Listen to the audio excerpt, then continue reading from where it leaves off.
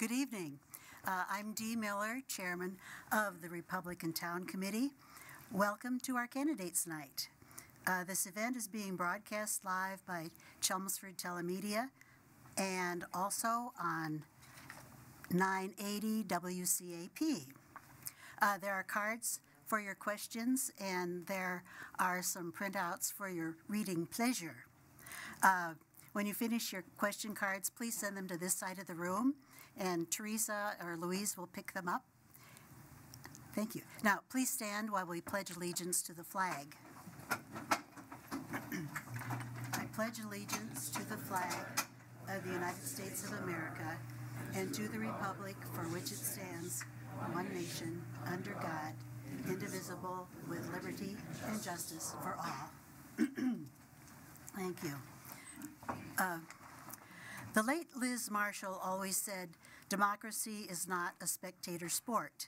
Others have said that politics are local. By being here, you are taking part in the democratic process.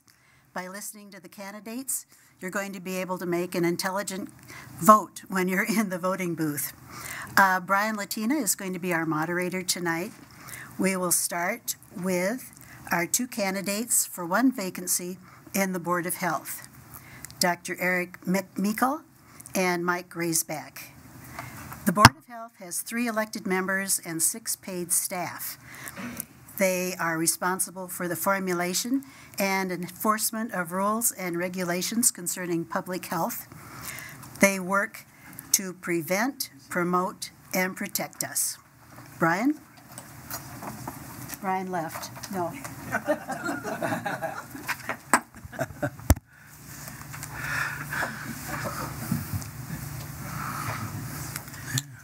Okay, we can start with a 1-minute introduction. Tell us why you wanted to run and what you're hoping to accomplish. Mike? Okay, I'll give it a shot. Good evening, I'm Mike Raisback, Precinct 1 Town Meeting Rep, member of the Planning Board, current chairman at the moment, but I'm running for Board of Health. I'm doing it because I've been observing the Board of Health fairly closely over the last 6-7 months. I've noted some rough patches having to do primarily with process and administration. I want to make it clear, that's not a problem with the health department. They do great stuff. But with the board, and I'm running because, well, to get into a little more detail, I'm a little concerned that the regulatory decision-making hasn't been as sound as it could be based on data, based on risk assessment and reason.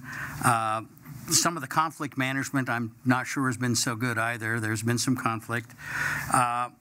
And I'm concerned with cooperation with the other boards hasn't been as strong as it could be. So that's basically why I'm running. And thank you very much, by the way, for the opportunity to come in here and talk. Thank you for having us. My name is Eric Meikle. I'm candidate for re-election to the Chelmsford Board of Health. I've been a pediatrician at Chelmsford Pediatrics for the last 21 years. I'm the current chief of pediatrics at Lowell General Hospital. I am the 2019 Community Clinician of the Year for the Massachusetts Medical Society. I wear many hats in the medical community. If questions come up, new medical issues that are more appropriately dealt with medical education, I can just turn around and ask the chief medical officer over at Lowell General Hospital. When issues came up about measles and, for that matter, other emerging infectious diseases, the state cannot always act in a timely fashion. You need to vaccinate people within 48 hours. I know which private practices have the vaccines and can muster those to the event. Ultimately, currently, I am the only person authorized to sign all protocols, all vaccinations, all prescriptions that the Board of Health does. And so with this broad base of knowledge, skills, and resources, I think I bring a lot to the Board of Health. Thank you. Just to kind of lighten up the evening and make a little bit of change, and I apologize in advance, I have some photographs, and I wanted to look at the Board of Health. Board of Health is, as I understand it, is responsible for the health and safety as well of residents and people traveling through Chelmsford. And I wanted to try something a little bit different and I can provide some pictures after the fact, but I'll describe what I'm handing to the two candidates. And no looking ahead, one picture at a time.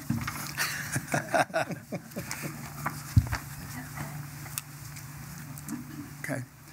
First picture is a picture of a recent development, and my question is to Mike first. If you look at that from a Board of Health point of view, is there any safety issue in that first picture? And it's just a yes/no.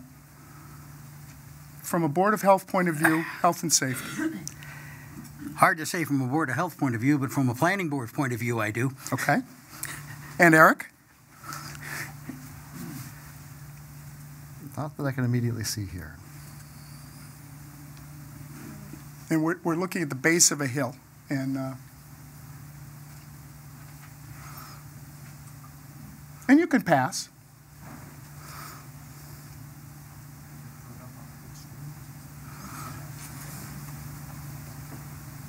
Not unless anybody's sledding on there right now. Okay. Second page. Board of Health point of view. This is the Route 110 495 exit into Chelmsford, heading southbound on 495. Eric, Board of Health point of view, safety or health issue? Not from the Board of Health view. Not The problem from with this is a state Yes, highway. yes. state highway. It's out of Okay. our purview. And Mike? He's got it absolutely right. Okay. There is a problem, but it's a state problem. Okay. It's not one the Board of Health can deal with. And next picture. This is the same off-ramp looking the wrong way on the highway. Board of Health issue? State highway. State highway? Yeah. And Mike? Same answer. Okay. And in this picture, there's no yellow or white lines on either side of it. And next picture. Mike? This is the one with that one right there. Mm-hmm. Again, this is state land and state highway land here. Okay. And Eric? So there may be problems, but It's carved out. We can't touch yeah. it. Not a Board of Health issue for Chelmsford. Correct. These are 12 outhouses on Yeah. 495 in the Chelmsford town. And we're not saying it's optimal. No, Right. It's just- But from a Problem. Chelmsford Board of Health and Safety residents in Chelmsford property, We're not because allowed it's to say. state highway, you're not allowed to say anything about it. And the Blue Bunny ice cream kiosk at the same rest area. Bottom edge of the thing is the focus. Eric? Board of First of Health all, issue? the guts are missing on this thing, correct? yeah. I would have to defer to Sue for a moment, but this is again on state property. Okay. So it's carved out, but we otherwise, in terms of ice cream vendors, et cetera, that's one area we do have specific control over. And Mike? Yeah, again, it doesn't look like there's anything inside this kiosk. That, even in a state area, might be covered by the town. I'd have to take a look, but some of the staining on the pavement here It's concerning? It gives you a hunch that maybe it's And the last for one, something the else. last one, it's a bit of a trick question. The last one was a sign put up by the state of Massachusetts on the building in question that's in that same rest area. Board of Health issue, yes or no? Yeah, State property. that's what I thought. I'll read it to the audience. No urinating against this building. That video surveillance is in progress. Thank you for your courtesy. Is that It's what in it said? Chelmsford. It's on a Massachusetts building. It's on a state road or a state highway. So it's not a Chelmsford Board of Health issue? It's on. Yeah, It's at the state rest area. yeah. So That's sad but true, and I don't know how they're going to have surveillance on there with all this brush growing up. So you'll never be able to see anything. And the trick question was the Blue Bunny thing that's been there for 7 years. Yeah, The rust at the bottom is from truck drivers. yes. Okay. I wanted a little editorial there. As from a Board of Health issue, apparently we're constrained by who owns that property. If I did, we'd have an issue, but if the state does, correct. we can't do anything. Okay. I didn't want to ask the chicken question. All right. Oh. Thank you. That was just a quick pass into it. A little bit of politicking on my part, because I've been concerned for the last 7 years that the state come in and fix that. So thank you both, and sorry I used this a little bit there, but I appreciate it. Got to agree with them. Okay, question, and Mike, if you Sure. would, please. What do you believe protecting the public health and safety means in terms of the Board of Health in Chelmsford? Well, the Board of Health has a great deal of obligations that are put on it by state law. They include gathering a lot of data, which relates in certain ways to health. They includes the regulatory work, which may be the biggest chunk, the restaurants, the hazardous waste, the various waste things, the toxic materials, the public swimming holes and such. But there's some areas in which you can promote health that may not be so noticed. I went recently to a symposium on citizen planning, and they had a very good session there on things like, walkable streets, the bike paths, the mechanisms that allow people to get around and do things not in a car, which are in fact matters of considerable health concern. Not that they're necessarily ever dealt with by the Board of Health directly, but they certainly can be dealt with by multiple town boards together. Mm-hmm. And thank you. Eric? The Board of Health has a wide list of things that we're supposed to do, so that you have everything from preventative education in the schools. You have the regulatory work that Mike was referring to. There are also things in terms of promoting health that, for anybody who heard Sue's comments at the last Board of Selectmen meeting on Monday, there's a monthly walk that they do, and during this walk they actually go over health issues with whoever shows up for these things. In terms of the purview, the Massachusetts General Chapter 111 will list out things, so that there are things that will specifically say that you need to regulate public pools, you need to regulate ice cream manufacturers and ice cream vendors and such. But there's also a clause that when it comes to both nuisance or noise, that anything that is deemed a nuisance or a noise by the citizens can fall within the Board of Health, the Department of Health, for a given town. Thank you. And I avoided the chicken question on purpose. Noise and health concerns and the rest, I know that was certainly an issue. Mike, if I could follow up, you said Board of Health is controlled by state law. Yes. And the state law, in theory, would have science behind it? Well, yeah, and I believe that a great deal of it does, but the things that I was concerned with are when you start applying it at a local level and you're working, for example, on drafting regulations at the local level. Do you base them on some degree of science, some degree of fact, some degree of risk assessment, sound risk assessment techniques. Okay. And Eric, in terms of state law as well, just to give you a shot at that, our bylaws, our health laws are controlled by state law? What we can do is defined by the state law. What we actually do in terms of our own town regulations is largely up to us, and our responses to things often depends on what happens. So the state law says we can do education, but it doesn't say exactly that we have to do the ALICE program for terror threats or otherwise. We make those decisions. And then when issues such as, the recent cases of the measles and listeria and typhoid come up, then we have to respond to those on an individual basis. Okay. And just a little more follow-up there. As far as decision-making, when the Board of Health in Chelmsford makes a decision, is it like the planning board where you have, and Eric, if you would, where you have someone that can do a overseeing of that or approval of that or challenge that? Is there someone in Chelmsford that does that or is allowed to? Or is it an absolute? It really depends on what you're talking about. The bylaws itself, if you create a bylaw. With the regulations that we write, that they are written by the board. The board has 3 members, 2 of them constitute a quorum, which means that we can't talk outside those meetings. Typically that we will throw out a couple ideas, it'll be digested usually by the chair. Usually it's written down by one of our members, has usually been a lawyer, and they will write it down, and then the next time we'll go over it, potentially approve it, and then add amendments over time to perfect it over time. It's a slow process, but that's the way that we had to function. However, when something happens, like an outbreak, usually Sue Rosa, the medical director, is the one that handles that. And that with the breakouts, normally at some point she'll call me in the process. When she called me about the measles at that point, I had already talked to 3 people over at Lowell Community Health Center. I was already working with the state epidemiologist to write the state's protocol for how to deal with that. Okay, thank you.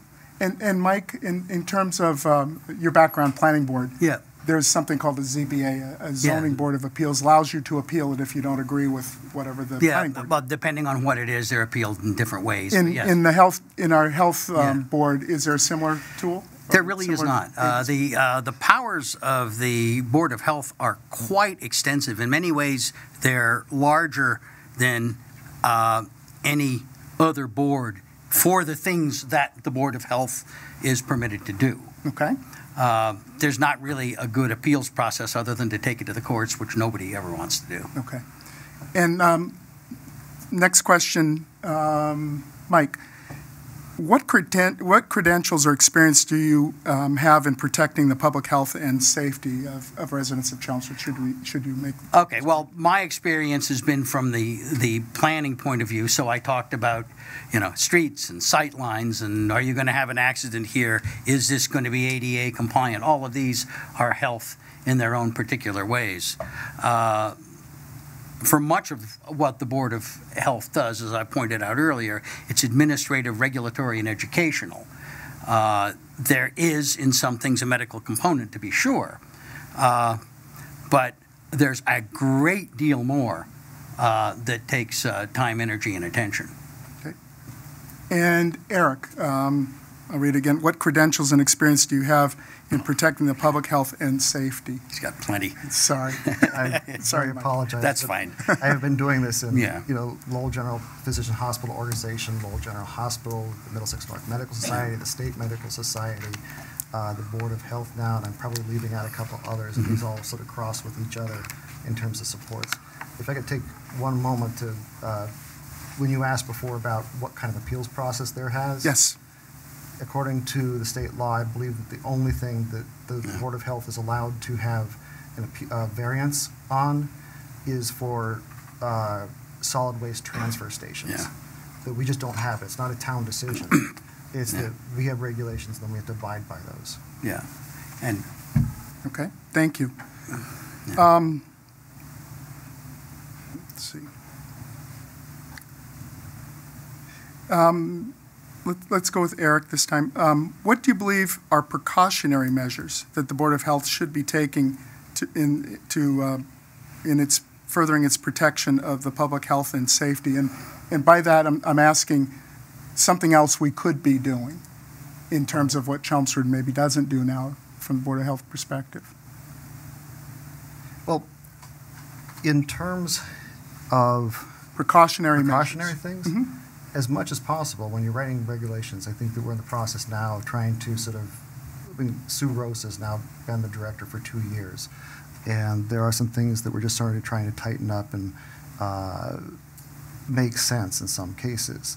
So that one thing is with the regulations to make sure that it's not just that we rely on people to be good citizens, it's to make sure that we put things in place that we're not going to allow a problem to occur and then try to deal with it. There are a lot of things that we do in terms of education over at the high school, I think, and the middle school. And if I were to say something about that, I think the one thing I would do would be try to move some of those up a little bit. A lot of times when they do sex ed, when they do various addiction programs, that they do it later than the child is receptive to those, and that in some cases it's based on parents' comfort. We need to respect that, but we need to get the kids when they are sensitive to change their opinions. Okay. yeah, And that Mike, makes a very good point. what do you believe are the precautionary measures that the Board of Health should take in furthering its protection of public health? I think that the strength of the Health Department and the Board of Health is precisely what the state law defines it as, on the regulatory side, reasonable health regulation. That's a direct quote out of 111, Section 31. I believe that means that the Board of Health, among other things, should stick to the areas in which it has the expertise and the responsibility. Health. There are things in there, in the regulations, and by the way, I'm not just talking about small animals. I believe it's probably in a number of places, where things regulated by the Board of Health are in fact beginning to look a little bit more like aesthetic concerns. Now, aesthetic concerns are reasonable, and this town should consider aesthetic concerns, but the Board of Health regulations should focus on the health. And I think if we do that as a board, stay closer to what the board is good at and trained at with its staff, that we'll probably get overall better result. Okay, thank you. Do either of you have questions for the other candidate? We have two folks running for one position, so one of them will be on our Board of Health at the end of the election on Tuesday night. Yeah. Well, I got you last time. Your turn. Oh, my turn. Well, I didn't really get you. I thought it was a pretty easy question. But. So if I win, what should I read up on? Beautiful. If you win, I'd say concentrate on what I've said about keeping the focus of the Board of Health on health as opposed to aesthetics or other kinds of concerns, and try as best you can to keep the decision-making based on good risk assessment, risk comparison, fact and reason. That's what I'd recommend, and also maybe whichever one of us gets there, we probably have to really study up on what the open meeting laws will and won't allow us to do. A three-person board as it's been pointed out, is really problematic when you have to deal with the open meeting laws. And when I finish up, I have a proposal that may help there. Thank you. And Eric, do you have a question for Mike? Oh, that was my. Yeah, that was his. He started the question. That was my answer. His question from last time. Okay. Yeah. That works.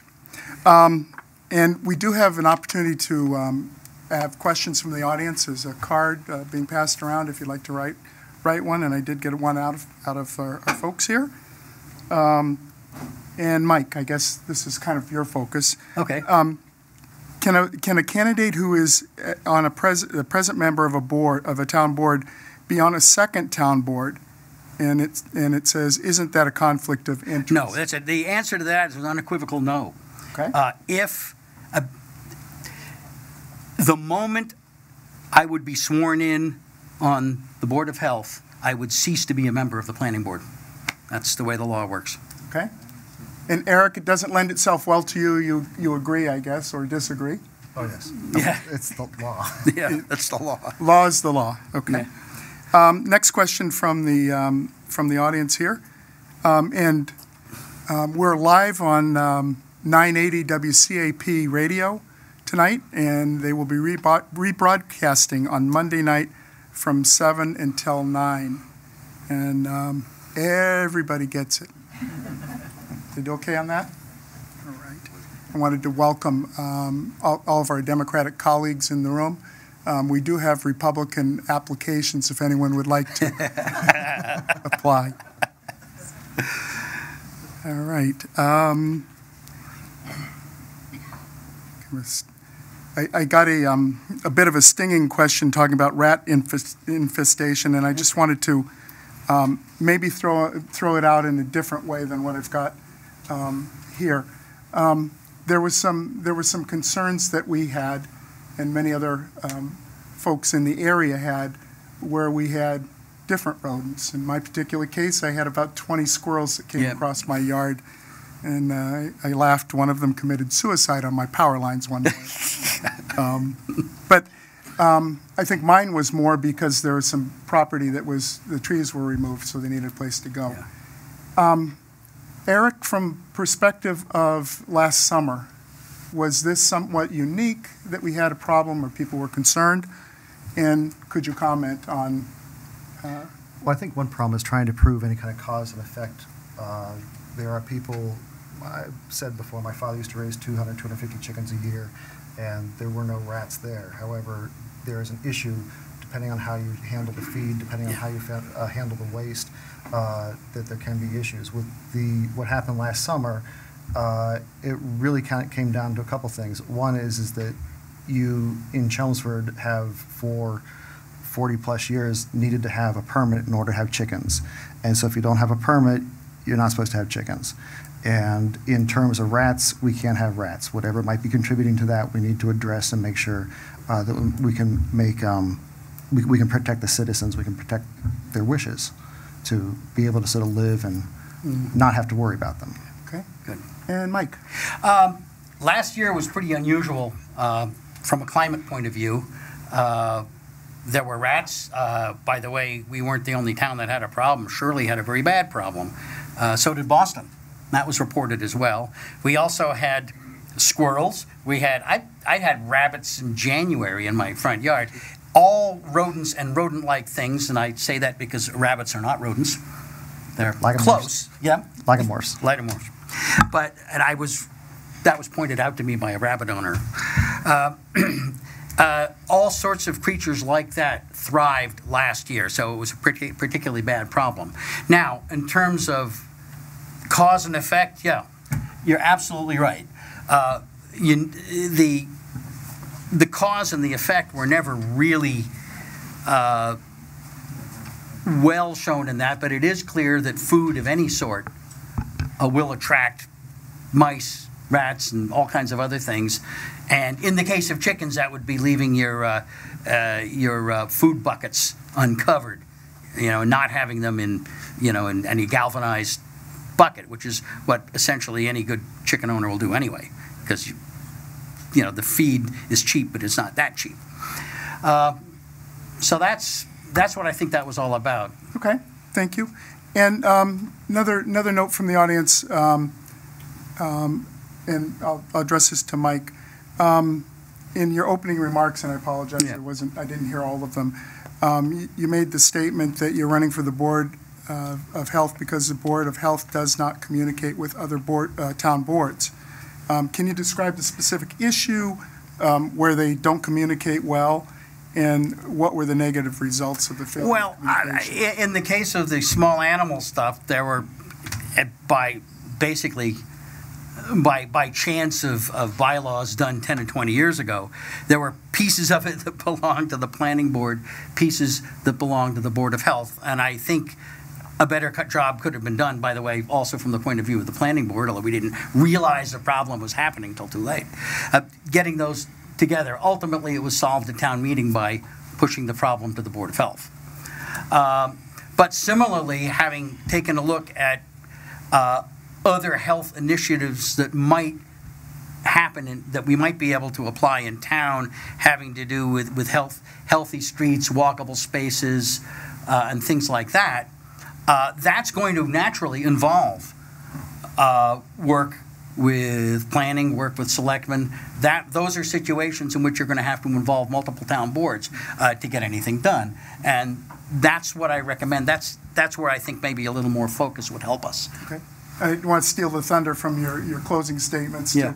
too. Eric, opportunity here, communications between the other boards and maybe even with the public. Yeah. So there are a number of vehicles that the Department of Health uses to communicate, within the school, within the target audience. Sue Rosa has said that she would love to have more attendance at some of these things, but that in general, it does get out to the intended group. We do a lot of collaboration on a variety of issues with fire department, police department, so on and so forth. There's a lot of collaboration with different boards. I have to admit that the one problem that we did have this year is that we had actually set up a working group with the planning board, and the problem is that we all met as the Board of Health an hour before to kind of have an open meeting and go through what our position was going to be. And then when we got upstairs, it wasn't really a working group at that point. It was a Board of Health, it was a planning board meeting. And so our chair got to give one statement. and there was no, these are our issues, those are your issues, to go back and forth. And I know our chair was a little upset by that. Okay. Yeah. And one more from the audience. I think it's a little bit pithy, maybe based on my little game at the beginning. And I'll start with Eric. Why is it okay to say that this is a state issue, and I'm assuming the pictures that I presented, is a state issue, and not fight to make it right in Chelmsford? And again, as a Board of Health member, do you have clout with the state? This is very well spelled out. This is what you get, this is what you don't get. At the last Board of Selectmen meeting, there was a bunch of issues that came up around the asphalt plant. That is state controlled, and the only ability that we have is to pass on complaints, pass on specific issues to the state to try to modify that. But we don't have the authority. We have authority granted by the state, and this isn't it. Okay. Yeah. And Mike, opportunity there as well. Yeah, he's dead right from a legal perspective, and I can tell you what it looks like dealing with some other state agencies try to get something through the Department of Transport when you're doing something that butts up on a state highway, and see how long it takes them to talk to you. I guess I would hope that the Board of Health would try to communicate these problems, and I bet you do. But believe me, it ain't easy. Okay. As a resident, as opposed to a member of a board, a member of the board maybe has more power and more clout with state agencies that don't have to do what you ask them to do. But I've been trying like heck to get some things done, and it's a lot of fun. It's interesting. But I did have an opportunity today. I'll brag a little bit, different topic, but I got to meet with the governor and his wife today at a different situation, and I handed him a little information about Chelmsford. And I don't know if that gives you some clout, but the governors and our senators and our different Department of Transportation people all have a phone number, and I routinely will call them. And I think it does make a difference, and to be able to talk to them directly and hand them a letter about Roberts Field makes a difference. So please make sure your reps are on the phone and on your phone numbers. Make them your friends as well if you do Facebook. I think this is our town, and we should be able to correct some things that maybe are out of our jurisdiction in a different way. But I thank you for both those questions. We have some press here tonight. Do you have any Board of Health questions that you might like to ask? And please identify yourself and go ahead. Mr. Moderator, and bear with me all. I don't have a mic, so I may ask the moderator to repeat. Okay, I'll be happy to repeat it. I'm Margaret Smith. I'm the editor of the Chelmsford Independent. Thank you all to the organizers for hosting this debate tonight. Thanks to the candidates for coming out. My question is, obviously we've had a lot of different health issues both in our local news and on the national front, but could you speak to what you think is or if there's one or maybe a few most pressing issues that you see for the public health in the town, and what you think needs to be done to address them? And I'll repeat that for our audience at home and on 980 WCAP, everybody gets it. We have a question from the press, Margaret Smith from the Chelmsford Independent, and we have a lot of health issues in town. We're looking for your perspective on those issues. And Mike, if you would. Okay. Please. I see a couple of places, a couple of things that concern me. Maybe they're just personal concerns, I don't know. The opioid epidemic is a really big problem. Big, not so much that there's a huge number in any one place, but it seems to be everywhere. And it is a health issue, and it is something that the Board of Health and the Health Department can and does address. I think that's one of the problems that we need to do more work on, as does everybody else. Secondly, I believe, and Dr. Meikle, you would know better than I, that the levels of vaccination in our area are probably better than in many. But they're still not perfect. And, slacking off on vaccination is like storing nuclear material, and it turns out that the mathematics for an outbreak of an infectious disease looks very much like the mathematics of an atom bomb taking off. You know, it gets to a certain critical mass of active stuff, and all of a sudden, boom. And just ask the folks out in Oregon. Yeah. And Eric? I think the state's main focus coming up now has been mostly on the idea of emerging infectious diseases. As a community, Chelmsford and Massachusetts, we approach actually over 97% vaccination rates. Currently, my office, back when Andrew Wakefield had his paper back in '98 about MMR vaccines and the link to autism, that was not true. It's since been very disproven. He's lost his license. But people were coming and wanting to skip or change the vaccine patterns for their children. And now we have more people calling to confirm they want to make sure that every person in our practice is vaccinated because they don't want to expose their child. The issues come when you have something from the outside come in. When you have the listeria, the typhoid, or with the measles, we were probably saved there because our vaccination rates are so good. But the problem is that sometimes you can't know in advance what those are. And it's making sure that you have all the means of communication, the access to the vaccines in place so that in an emergency that you can react to what you need to react to. And I think that for the Board of Health, we will debate the regulations on chickens or pools or tobacco, but that you can prepare for as much as possible and have plenty of warning there. The issue is going to be where the emerging infectious diseases come up. Okay, terrific. Any other press questions?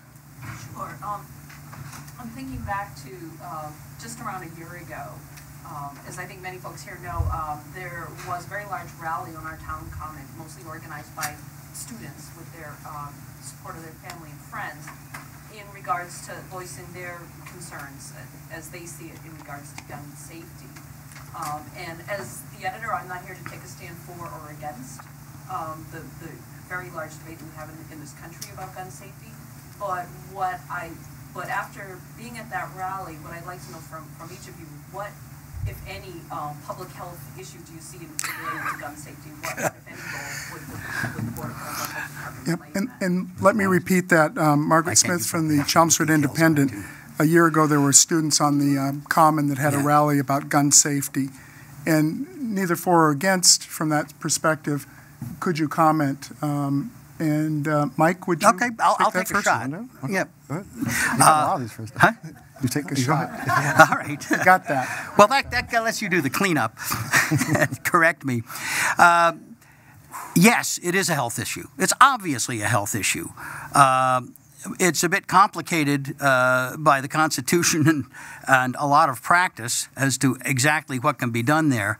But I'm completely convinced that that yes, with some amount of reasonable regulation, and that's largely making sure that people with access to guns are properly vetted and that the transfers of those guns are properly controlled, we'll get at least some benefit there. That's part of it, but there are an awful lot of forces out there that make it difficult to act perhaps as strongly as we might want to act to prevent gun injuries. Okay. And Eric, please. So I don't personally hunt. My family does hunt. Yeah. If I was going to go to somebody to understand safety, gun safety, I would go to my brother, and he would string anybody up who left a loaded or unlocked gun. Yeah. There's cases, and I think that for the local board, it's not going to be our place to try to dictate state or federal policy on this issue. However, safety, having the guns locked, unloaded, and away from the kids where they can't get into trouble, that would probably be more of our role. Yeah. And let me ask you, if I may ask a quick question on this one, because I'm kind of curious. At one point, at Massachusetts, we have fairly stringent regulations compared to a lot of other places. But at one point there were at least some federal action that was at least attempting to make it difficult for MDs to actually ask about these things or deal with them the way they might want to. I don't know what the current status of that is. I can ask any question I want. The issue that we have is that the bigger issue is about the research on these things. Yeah. It is literally illegal since about 1993 to do the research. to report the rates of death by gun violence, et cetera, so that you can't understand what the factors that feed into this are. So, again, I don't think that you necessarily have to have a position one way or the other, except that we should be able to look at this and be smart about it. Yeah, I totally agree. Okay, thank you. Any other press questions? Mr. Polton. Yes, good evening. I also want to thank the Republicans for putting on this debate. Education is an important component to good health. What do you see as the role of the Board of Health in educating Chelmsford residents, and how would you improve upon whatever it is that's going on now? Okay. And the question from Mr. Polton at 980 WCAP, what is the role in educating our Chelmsford residents, role with the Board of Health? Is that? And Eric, please. Well, as a pediatrician, I think the first thing is trying to address the kids, that you want to get them, you want to stigmatize them about important health issues before they can form an opinion based on, about marijuana, based on their friends and what their recommendations and such are. So that I think that we have a health educator, and having her go out to the schools and do a lot of education, that is important. And I think that with the adults, there's a number of mechanisms, the walks and such, for people who are interested to learn about things.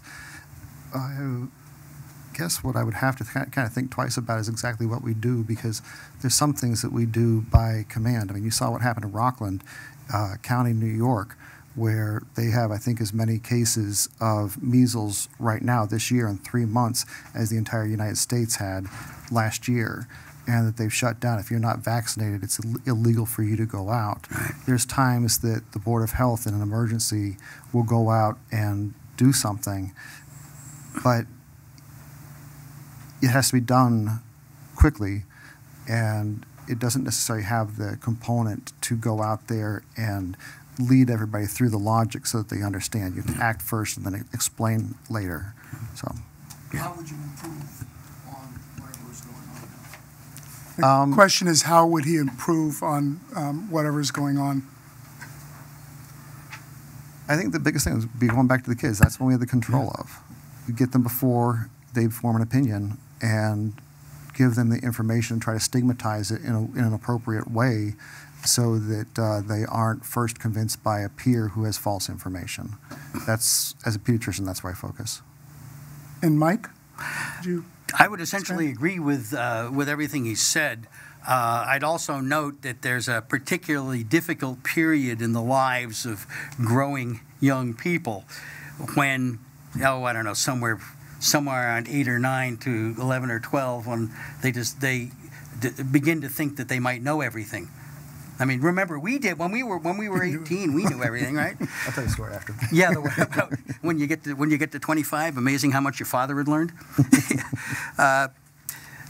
And I'm thinking that you have to deliver the message, and then you probably have to deliver it again. And the way you deliver it again before kids go off pulled by peer pressure may be very different the second time than the first time. Now, I'm not an expert here, but that's some of my musings on it, and some outreach at that age level is probably a good idea. Okay. I think we've exhausted our time and our questions, and I'd like to thank both of you. Could you do a closing talk up to 3 minutes? And 3 minutes? 3 minutes? if you'd like. Huh? Mike, would you please? Okay, I'm going to do something a little different here because the traditional closing argument is, a rehash of what's been said, and then a plea for the vote. And I will ask for your vote at the end. But there are two aspects of Board of Health that I'd like to emphasize and offer some ideas on that may be useful. First is the notion of metrics. Obviously, the point of the Board of Health and the health department that works under it is to improve the health of the people of Chelmsford. And there are large numbers of measures out there. I mean, you can look at mortality rates, you can look at infectious disease rates. There are tons of pieces of information. I think it would be a very good idea to pull that together if it hasn't already been done into sort of a general metric of the health of the town. And then we could see if we're improving it, and I bet we are. And we can compare ourselves with other towns. I mean, I'd like to get to the end of a term on the Board of Health and say, look, we've improved our health 10% over the town of Littleton. Now, whether that's thoroughly feasible, I don't know, but I'm pretty sure the data's out there. A second thing I'd like to suggest, I alluded earlier to the problem of having a 3-person board. And it causes trouble because 2 people on the board constitute a quorum. And 2 people on the board have to consider open meeting law. Now, that doesn't mean that 2 people on the Board of Health can't talk about something, even something that's of general interest to the Board of Health. They can, but they certainly cannot talk about specific activities that are under deliberation at that point. And where that line is not all that wonderfully clear, and so most officials on elected boards try to err on the side of being a little bit careful. Now, to the notion of having a doctor on the board. That's not a bad thing. On the other hand, I think we might do better with a doctor as a consultant to the board. That offers a couple of things. First, it may be better use of the doctor's time staying with the medicine. Secondly, that doctor, as a consultant to the board, can talk to any member of that board at any time without consideration of the ramifications of open meeting. So that's an idea I'd like to throw out there. And finally, although 3 people on the Board of Health is apparently baked into Chapter 111, I don't think we should abandon the thought of trying to expand it to maybe 5 and getting over some of this problem. It would probably take some sort of home rule petition, but it could be done. Okay. That said, I'm Mike Raisbeck. I'd like your vote. Thank you. Eric? So, my medical colleagues, in watching the previous debates and other things that I've either said or posted on this, that they commented that on my candidacy that the reason that I'd been elected to previous positions and series of positions of leadership in the medical community is not because of my silver tongue always. It's because they view me as fair and building a consensus, that I listen to all sides, I do my research, that I have respect for the sides, that my general framework on these, how I perceive the issues, is not that there are 2 mutually exclusive opposing sides, but more that there will be 2 positions and that there are ways to cut it where each can get most of what they want out of it. You can give one and protect the other at the same time. Specifically with the chicken issue, I think that one thing that Richard Day said that best sort of summarized what the issue was is that he had gone out to a home where an owner had placed a chicken coop 75 feet from his window, but it was 5 feet from his neighbor's bedroom window. And he says, you just can't do that, people reasonably should have the right to have chickens, but there needs to be reasonable regulations in place to protect the rights of the neighbors. Not everybody wants to see or smell or hear them, and certainly people don't want to have, if there's mismanagement, any issue with vermin or otherwise. So it's trying to get that balance in some issues. However, I think that my own role for the Board of Health has often been more for the actual medical, the emerging infectious diseases. On those, I am much more apt to talk to Sue Rosa in response to measles or otherwise. And I think that the next time that anybody, the town or any person has a health or medical emergency, you're most likely going to want to call a doctor. And as the only doctor currently on the Board of Health, in the Department of Health, or running for such, I would appreciate your vote on April 2nd for Eric Meikle. Thank you. Perfect. Thank you very much. And I'm always struck by the level of candidates that we get into these boards, and I wish we could put both of these gentlemen in this Board of Health. But on Tuesday, April 2nd, you'll be voting for one or the other. And I thank you both, gentlemen. Thank you. And we're going to take a couple minutes break so we can set up for the next one.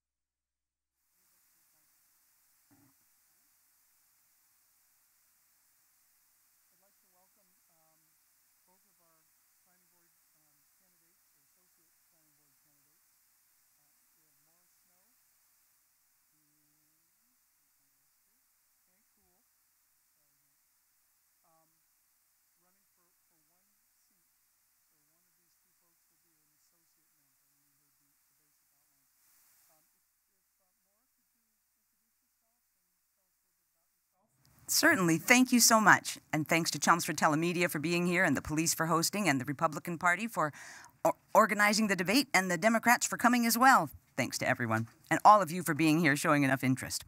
I have lived in Chelmsford for over 20 years with leadership roles in the Friends of Music and Cub Scouts, while 4 sons attended Chelmsford Public Schools. Today, I am a board member for Chelmsford Telemedia and active in First Parish Church. Professionally, I'm a human resources consultant, and I hold a master's degree in public administration. Chelmsford's Planning Board will be embarking on a 2020 master plan. While not legally binding, the master plan provides guidance to planning decisions. A community needs play space, workspace, conservation space, and places to live. We need to respect our heritage while being welcoming to people from all walks of life. Our kids just starting out and our seniors starting their next chapter should all be able to afford Chelmsford and enjoy its historic and open spaces. Let's use managed zoning to allow us to create the kind of community that harmoniously supports residences, green space, historical space, and commercial space, and all of us deserve an abundance of great retail space and restaurants that cater to many preferences and prices. Such a community is extremely welcoming to business interests as well. Thank you. Thank you. And Hank? Well, first, I'd like to thank the Chelmsford Town Republican Committee for inviting me to speak, and I'd like to give a shout out to CAP for broadcasting us tonight. My name is Henry Houle. Most people refer to me as Hank. A little bit about me. I've been a resident of Chelmsford for 50 years. I've been married 43 years to my lovely wife, Karen. I have 2 adult sons that went through the school system and reside in town. I've been a member of the Chelmsford Fire Department for over 29 years, and I have since retired as a captain. And I got to tell you, I'm more comfortable going into a burning building than to do this debate. I don't like public speaking. I have been the town meeting rep for 15 years, and I have also served in the 2007 DPW Fire Department Location Study Committee.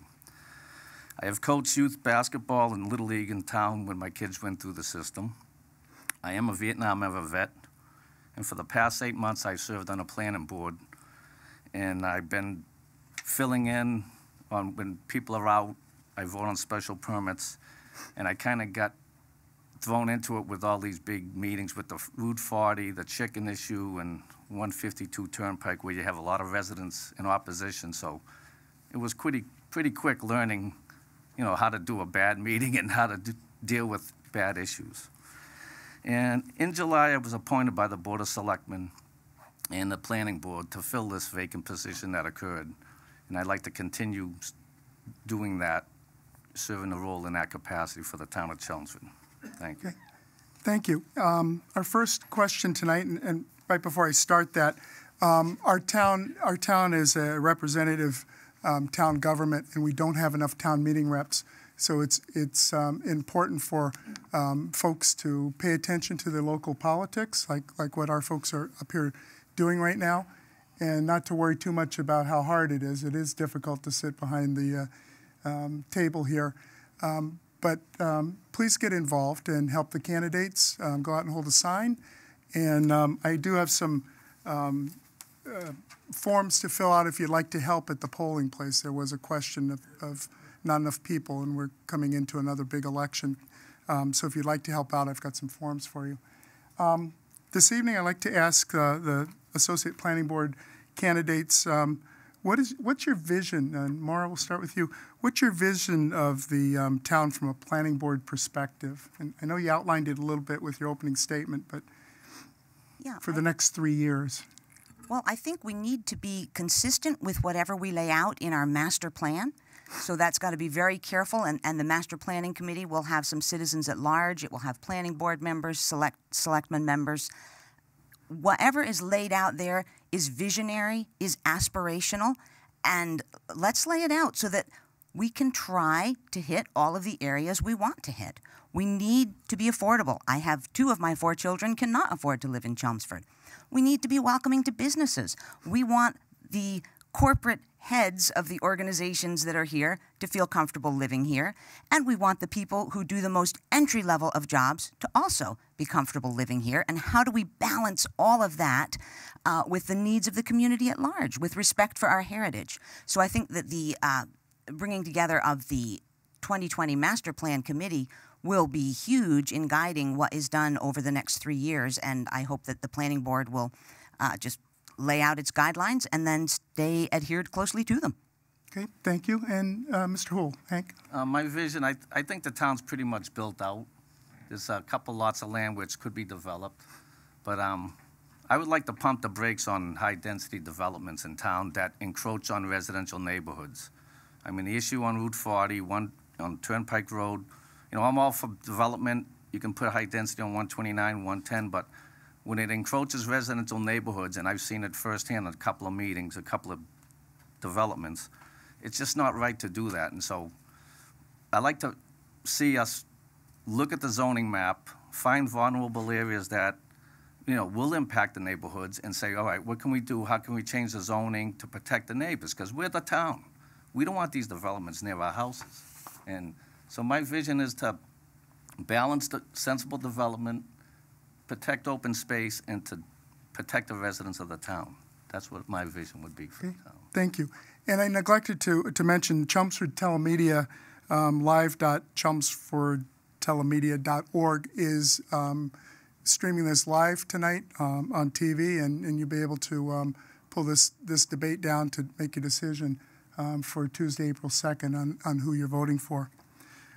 Second question, there's a 129 overlay district, and I'll start with Hank. What do you want that 129 overlay district to look like in the next 10 years? And to be fair, this is a 65-acre lot between Route 3, 495, and Turnpike Road that we've changed the zoning on. Town meeting changed the zoning, and there's some pretty big building projects going on. Well, what do you envision 10 years? You want my vision or my opinion on it? Either one. All right. I think the overlay is a good idea for the town. We need to attract businesses. We need to create a work, live, and play area. We're starting out now. We got a couple of restaurants coming in on 129, which doesn't impact the residential neighborhoods. It will probably bring in more development in that area and more businesses. So that's a good thing. The bad thing with that is, it encroaches on Turnpike Road in a residential area, which I don't know if it was an oversight or they just, I don't know what it should have been alleviated, or the setbacks go from 50 feet to 100 feet to give more of a buffer between the residential neighborhoods. But I don't know if that's expanded. I haven't really studied it, but I'd like to even see Progress Ave be, you know, improved upon, because that's all, you know, old buildings that need to be rehabbed or torn down and renovated. But I like the idea, like, I don't mind development on the main roads, 129, you know, 110, so I think the overlay is pretty good. Okay. And Maura, the Route 129 overlay district, what do you have a vision about that property in the next 10 years, over the next 10 years? I would love to see it be able to return somewhat to what it was when I worked with the Chelmsford Friends of Music. It was lined with larger businesses, all of whom had budgets to support the local community. So I could go door to door, business to business, and come back to the Chelmsford Friends of Music with close to $5,000 in grants, because generally the businesses had $1,000 grants available here. So they were very interested in supporting the community, and I would love to see us have more businesses there who can do those kind of voluntary grants for music. Well, okay, I'm biased towards music. All the arts and sports and the things that corporations like to support.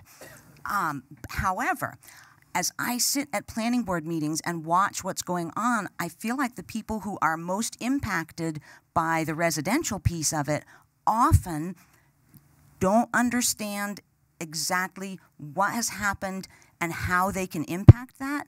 And so I would love to see us do some work around how do we let people find out quickly what the zoning decisions are going to mean to them, what's the communication vehicle, and maybe working with Chelmsford Telemedia to develop something like that. Okay, thank you. Kind of as a follow-up on that, last night a development was approved by the planning board despite lots of residents' letters that came in, according to one of the speakers last night, at 6 o'clock, and all those records were called as part of the record. They weren't read. I would doubt between 6 and 7 you could read them, Hank. Addressing this to you first. What are the if you were elected to the board, what are the implications of receiving so many, and the quote was, so many letters that we don't have time to read them, but they're in the public record, and then going ahead and voting on that project that I think every one of the records was recognized as being negative against the project? Right. Is that ethical, legal? No, I mean, as a planning board member. I've received numerous emails from the residents, and I live in that area, by the way, full disclosure. And honestly, I read most of them. I've replied to a few, and it is a lot to digest. And you're not only reading the letters from the residents that are opposed, but you're reading the town council's opinion on it. You're reading zoning bylaws, trying to see if it's legal or not. And if you watched the meeting, you were there last night. I didn't have a chance to vote because I'm an associate member, but like I was opposed to it because to me it's like putting, 10 pounds of potatoes in a 5-pound bag. It just didn't fit. It was 32,000 square feet with 6 houses. Does it fit Stonegate? Yeah, it did, but Stonegate was built 30 years ago. And I think we need to draw a line on high density next to residential neighborhoods. Just because they did it in the past doesn't mean it's right now. And we have to start, I have grandkids in the town that live in here, and we have to start protecting our neighborhoods and our families. So it is a lot to, I was digressing, but it is a lot to digest before a meeting, especially when you get them like a day or two before. And again, in this case, what I heard someone say is we got all these letters at 6 o'clock, the meeting started at 7 o'clock, and by 10 o'clock, the vote was in. I'd like to follow up on that. You did get a chance to read those letters in advance? When you go to the meeting, you get a packet. Okay. But if you're involved in planning, like I am, you can ask anybody in the planning division down there. I'm in that office almost every day. So I ask questions, what's going on, anything new, and I get emails. So I read them way before the meetings. I don't wait till I get to the meeting and look at my packet. Okay. So. Okay, thank you. It's and more, again, I'm kind of couching this, and I was there last night, and I was, I'm local resident, to be fair, to that area as well, and watching it, I know there's been a lot of activity, but letters that come in at 6 o'clock becoming the part of the record where you haven't read them, is that legal, is that ethical, and as a planning board member, would you have a problem with maybe a letter you didn't read? And maybe, would you have gotten a chance to read them? Are they sending them to everyone? I was there last night as well, and it goes to my point about why are the letters and the appeals coming in at what looks to me from the outside as that's, why are they coming in at the last minute? Why couldn't we have had people know about this much sooner and been much better educated so that the letters could have come earlier, appeals could have come earlier? So it bears out my interest in having people educated as early on as they can be about what's going on in the area. In terms of this is a 2-year associate position, I would not be allowed to vote on it, but I think I might have asked more questions of the people on in the Stonegate had said they were houses were 4 houses to an acre. Could that be applied to new houses coming in? Do we want to set some new standards based on what people are saying the standards are that they like? I don't know, but I would like to ask. Okay, thank you. Last night and at other meetings, it seemed like there were a lot of acronyms thrown out there, and it would be a lot, and Maura, I'll start with you. It'd be a lot to learn, and maybe this to your point regarding communications of the people that live near there. They talked about something, they called it a bayoid and a COID, or a BAOD and a CEIOD, and they talked about RM zoning and IA zoning, and I personally walked outside the office and I found a great big map on the wall, and it was completely out of date. It was 2005, and it was the official map just outside our room. And then I'm sorry the audience can't see it, I picked up pictures, and I'll give each one of you that. I was wondering if we'd get pictures. This is a map of the town meeting was given. And the map is very blurry. It has some big lines on it. It covers a lot of areas, 65 acres more. And last night, there was reference to those areas, and the residents may not have been familiar, and I sat at town meeting and voted on this.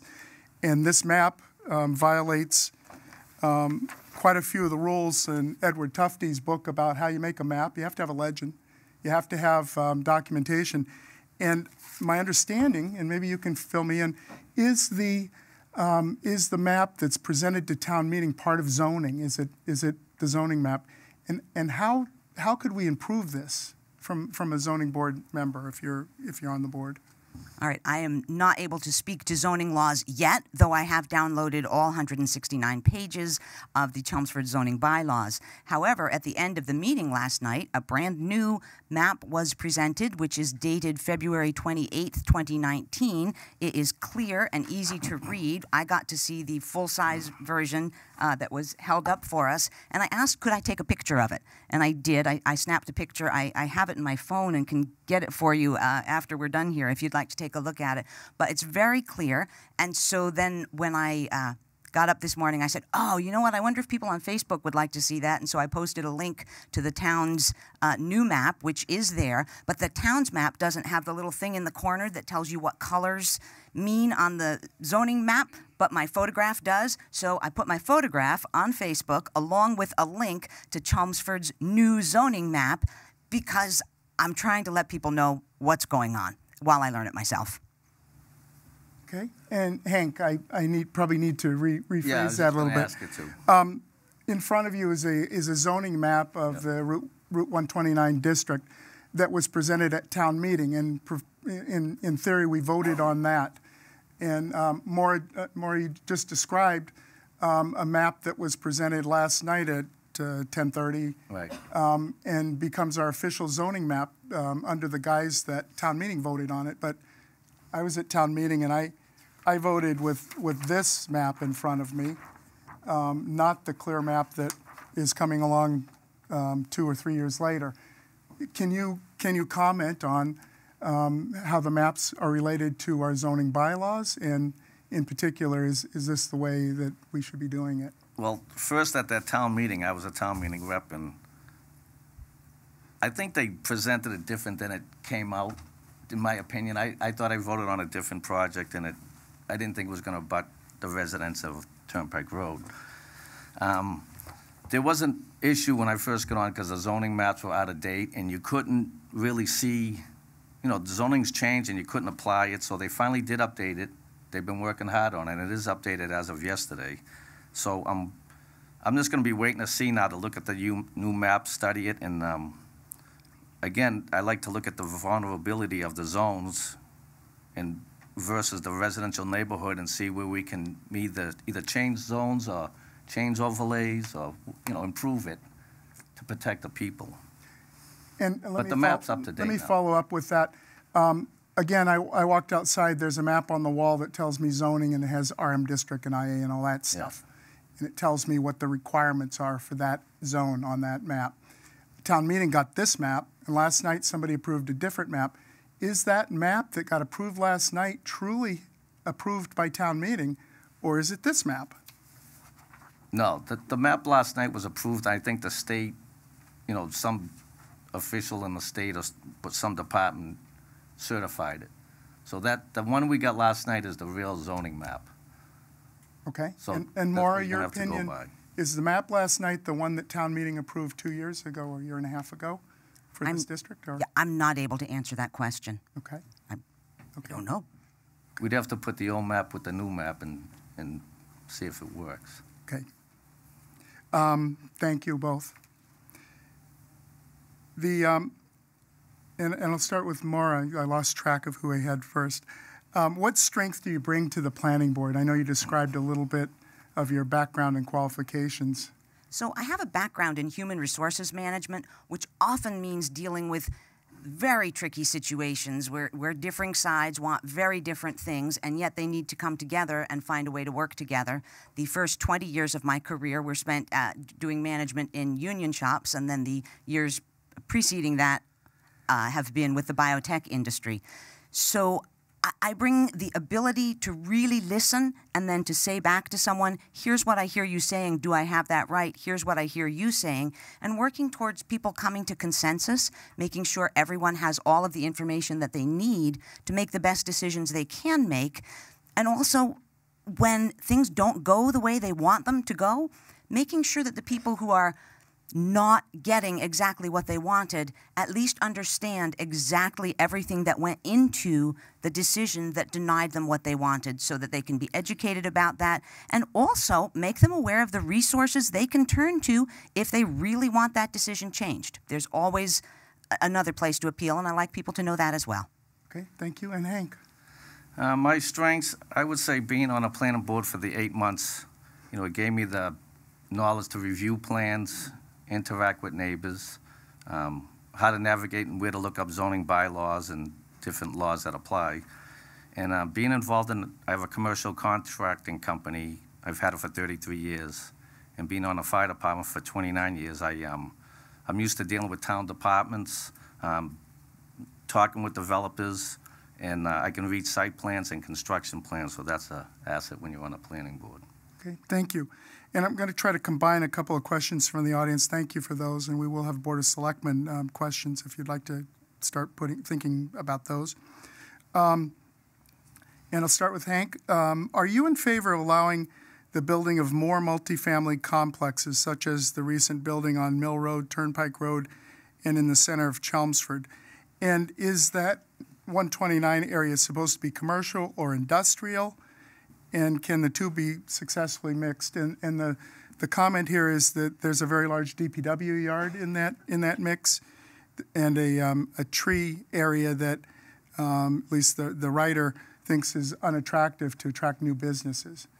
So, I think it can be mixed. It depends where it is. But again, I keep saying it. We need multifamily, low income still for the people moving into town. We need housing for the baby boomers, so we're going to need multi-tenant units, buildings, and senior living complexes. But where to put them is the key. I mean, do you put it in the center of town? Probably you shouldn't. I mean, we got room on 129, we got room on 110, we got room on Route 40. I mean, there's plenty of places to put these buildings that won't affect the quality of life for the people of Chelmsford. And the other aspect of these multi-tenants, which we got to figure out, is the traffic problem in town. I mean, you can't get from North Chelmsford to the center in the morning. And now think of adding all these buildings near the center of town and near these roads. You have to spread them out to the outskirts of town, in my opinion. Mm-hmm. And Maura, do I need to repeat? I think I've got it. It's okay. About the agreement towards having more multifamily housing, and then what is the perception of the 129? Yes, are you in favor of more multifamily housing in and around the town? Right. And along those lines, commercial versus industrial, given the DPW yard and the tree service there maybe being unattractive to new development? So two things on multifamily. I do agree with Hank. We need it, but that's where we need the managed zoning. Where are the places where multifamily housing can still go without taking away from our green space, destroying our historic heritage? I really think we're smart people. We can look at it. We can think, maybe do we need taller buildings that sit on less land? I don't have the answers, but I think we are going to need a few more, but we need to do it in a managed and planful way.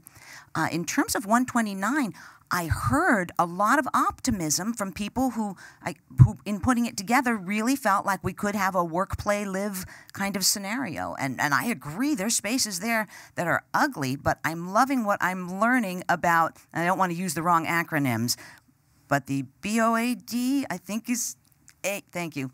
I'm getting some coaching here.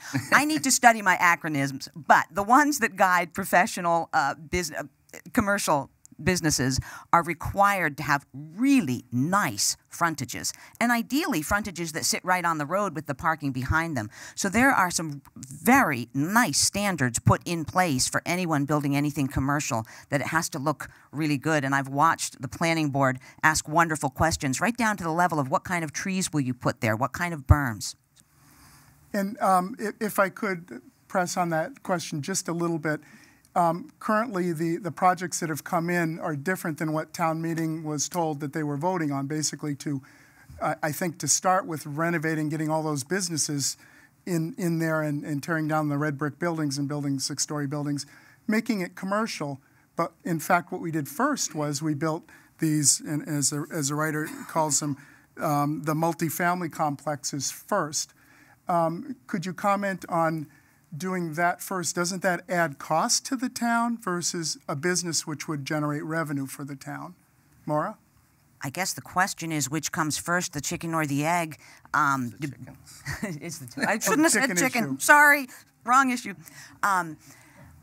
Businesses need people who can live nearby and work here, so if the housing is in place, will that attract the businesses? Well, I don't know, because the time that I quoted you back when I was getting all that money from all those businesses, we didn't have as much housing, and yet those businesses were able to be here.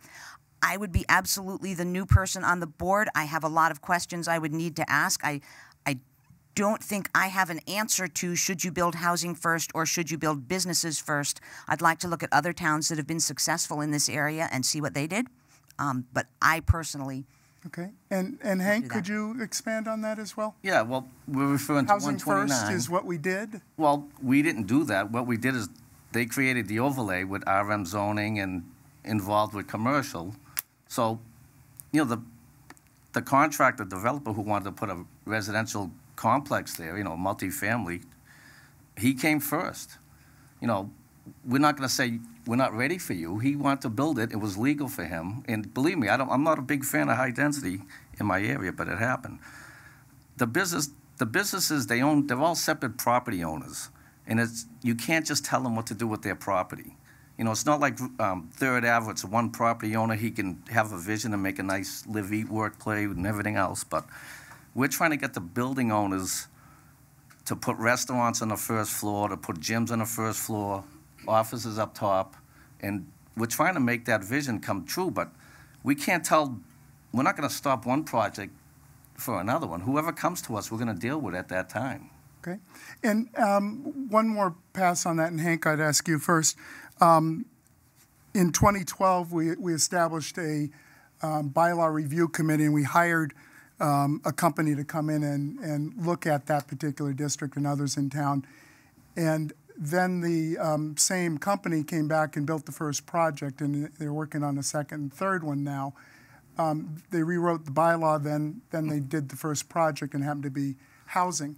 From that perspective, do you have any contacts that would cause conflict of interest or concerns to you, and would something like that be a concern to you, you know, as a resident of Chelmsford, where somebody helps us write the bylaw and then the first project? Yeah, I'd have a problem with that, but I'm unaware of that whole issue. So, but okay. Thank you. And Maura? I am equally unaware of the issue. From the first things that you've shared, it sounds like something we need to know a lot more about. You can look at it and say, oh, I think there's some sort of conspiracy going on. There may be, but I think there's a lot more questions that need to be asked to get to the bottom of it. Yep. But I was not let me qualify a little bit more from perspective of both of you running for planning board.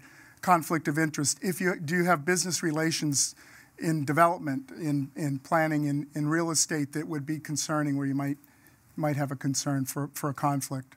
Me personally? As you as a planning board member, is that any concern?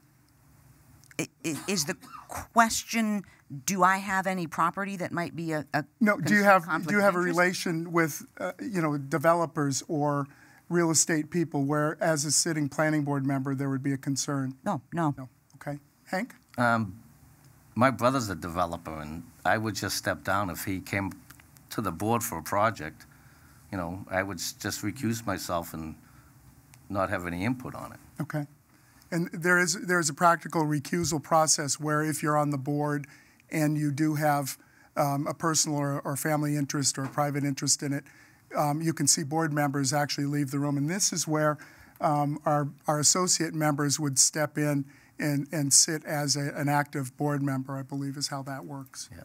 Appreciate that. Thank you. And could you kind of summarize? I'm skipping a little bit. We're kind of running slow on time. I was fascinated with both of these boards. Maura, could you summarize and ask for the folks out there to vote on Tuesday? I certainly could. The planning board has the wisdom to have a 2-year associate position. It's a complicated board. It has a lot of acronyms, and that's just the tip of the iceberg. That's a lot to be learned, and the board recognizes that, and it opens to the public the opportunity to come in and be the new kid learning. When I am the new person learning, I ask lots of questions. I am not afraid to ask questions. And usually the questions that I ask are the questions someone else wanted to ask, but they were maybe feeling like they were too shy to ask. But I will go ahead and ask them. So I do promise to ask not just why, but sometimes why not? So I ask for your vote on Tuesday, April 2nd for the Planning Board 2-year associate. Thank you. Thank you. And Hank? I'd like to just throw one thing out there before I start is, you know, they have different towns have planning boards, 5-member planning boards with 1 associate. We have a 7-member board, and we really should have 2 associate positions.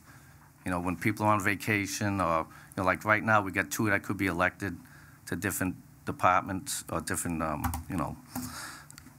So you need 2, you really need 2, so it would be pretty cool if we both got in there, but that being said, again, I'd like to thank the Republican Committee and everybody here and at home watching us. If I'm returned to the planning board, and if you watch the past few meetings, you'll see me in action. I just speak from the heart, and I don't care if I'm hurting feelings or if I just have to speak what's right for the town.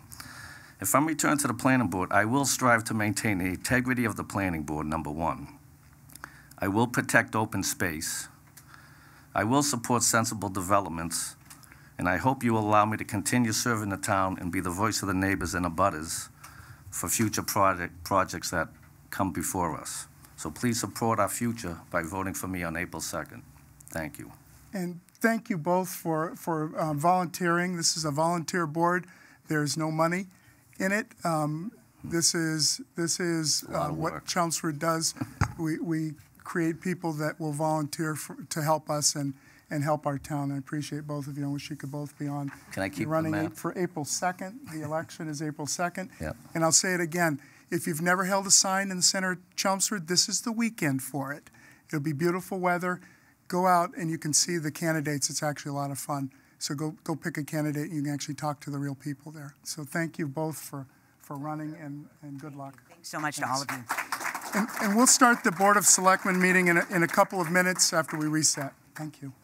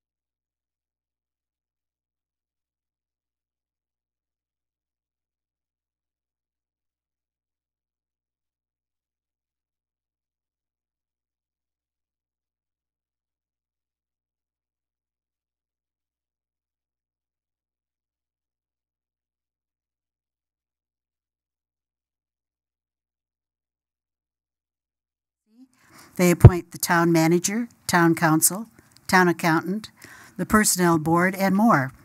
They are the licensing authority and make all necessary rules and regulations regarding licenses. It is a big job. Thank you for being willing to serve.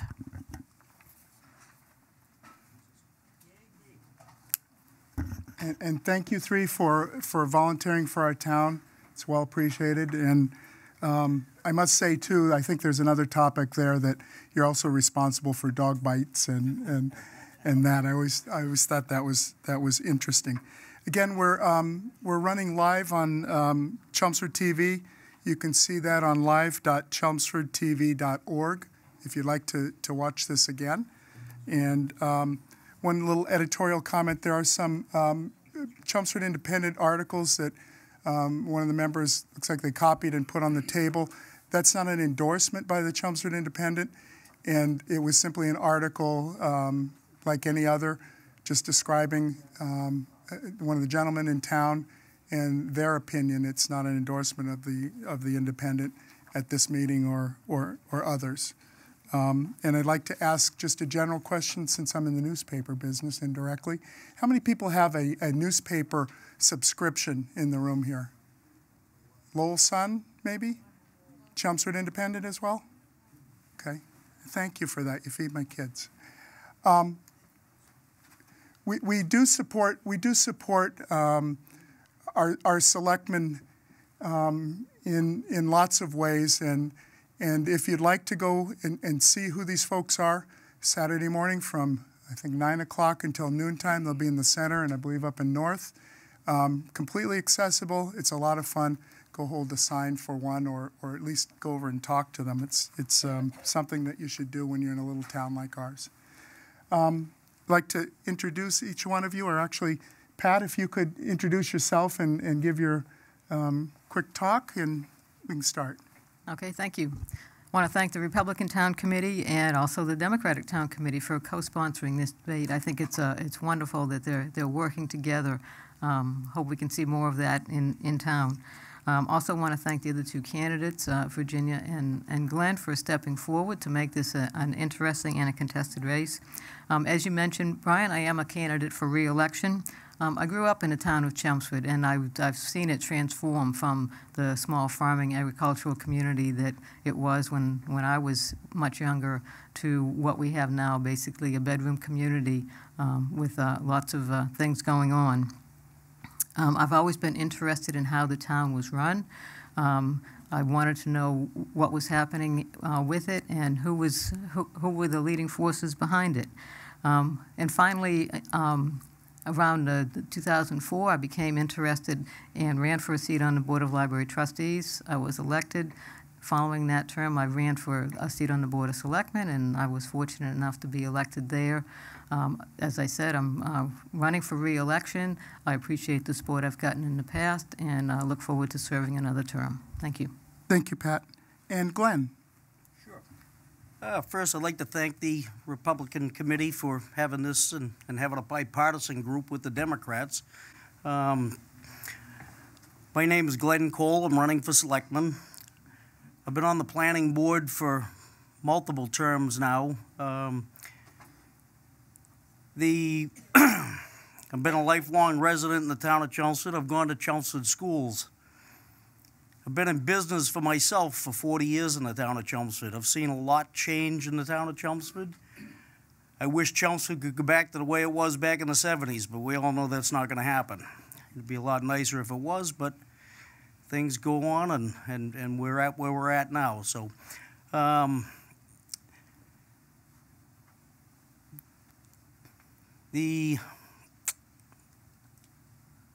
lost my train of thought here, sorry. With my business sense and the common sense that I bring to the planning board over the years, I think with that going on, I think I'll be a good fit for the Board of Selectmen to bring a little bit of common sense back to the board, to try to bring things back to one-on-one. I'm very approachable. People that like me can come up and talk. People that don't like me can come up to talk to me. They can call me anytime they want. If they get an opinion on something, I'm willing to listen, and I'm willing to change. I'm willing to stand up for the things that I believe in, and I'm willing to stand up for the things that the town believes in, and I'm not afraid to ask the hard questions, as people know from watching me on the planning board. I'm not bashful about saying things. With that being said, that's pretty much what I got, and I'd appreciate your votes come Tuesday. Thank you. And Virginia? Thank you. Thank you to both committees and to Chelmsford Telemedia and WCAP and to everyone watching. My name's Virginia Crocker-Timmons, and I'm honored to be running for the Board of Selectmen. As one of 4 children, my upbringing taught me the value of integrity, hard work, pragmatic decision-making, and giving back. I serve on the Route 40 Study Committee and the boards of directors for the Lowell Humane Society, the Lowell Transitional Living Center, and the Association of Chelmsford A Cappella. I'm very excited to use my leadership skills to help residents have a stronger voice in our town government. My foundation of over 32 years in small and large businesses guiding organizations through complex and dynamic situations is well suited for the board. And after a defense industry career that included 12 years in executive positions, I founded my own business and executive coaching practice. With that, I offer many transferable skills and relevant perspectives to apply toward the betterment of Chelmsford. I hold bachelor's and master's degrees in electrical engineering from Union College and Rensselaer Polytechnic Institute, and I have loved calling Chelmsford my home for 22 years, where I reside with my husband, my son, and my mother. Thank you. Terrific. Thank you. A little editorial. The Republican committee had invited the Democratic committee to combine and have a combined debate, and we got a little bit late in it, and we actually didn't do that, but we certainly have accommodated folks to be here, and we appreciate it. And next year we definitely want to have a combined one with 2 moderators. That would be the proper way to do that. So just to qualify that a little bit. Thank you. And one other quick editorial. The Chelmsford Republican Committee has an annual memorial Maxine Versi's scholarship, and we're looking for senior public school and Chelmsford residents, kids that are seniors in high school, they're going on to college, to apply for that. And the committee actually gives cash scholarships to them because we believe that we can best spend our own money, and we hand that to the kids, and they buy what they need for their next job, which is education for the next 4 years. First question to Virginia. What do you believe your current vision of the town is, and how is your vision different from the town's vision right now?